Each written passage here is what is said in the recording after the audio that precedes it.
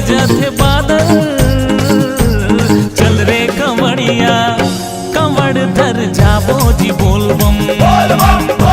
चल रे कंवरिया कंवड़ धर जाबो जी बोलबम। जय हो भोलेनाथ महादेव शिव शंकर। रिम झिम बरसे पानी गरजत बादल। जय हो भोलेनाथ महादेव शिव शंकर। रिम झिम बरसे पानी गरजत बादल। चल रे कंवरिया कंवड़ धर जाबो जी बोलबम। चल रे कंवरिया कंवड़ धर जाबो जी बोलबम।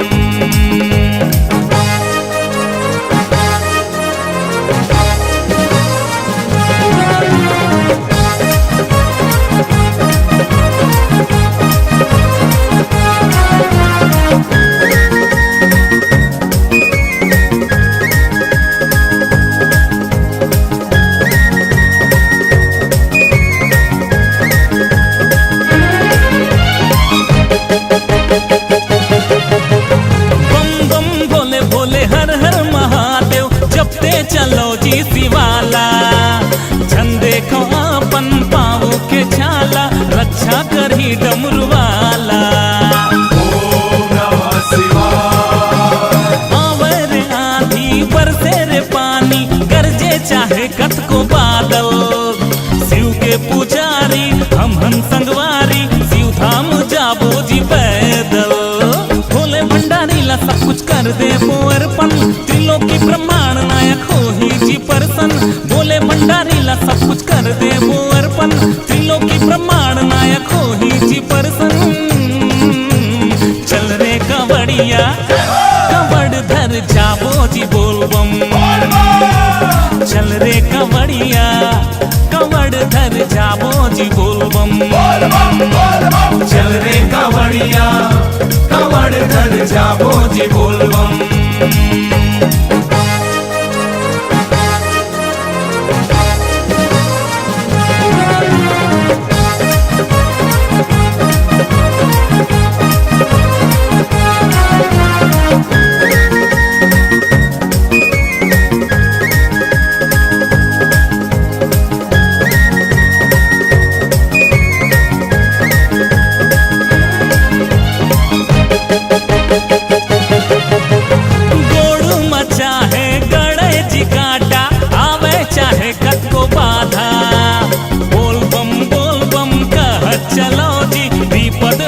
भोले बाबा कावड़ धर के गंगा जल लेके शिवलिंग माँ चढ़ाबो। ओम नमः शिवाय जप के भोले शंकर ला मनाबो। हे भोले बाबा हम आए तुर शरण। मांगा धना शीस दे दे पप्पू प्रीतम। हे भोले बाबा हम आए तुर शरण। मांगा धना शीस दे दे पप्पू प्रीतम। चल रे कंवरिया कंवड़ धर जाबो जी बोलबम। चल रे कंवरिया कंवड़ धर जाबो जी बोलबम।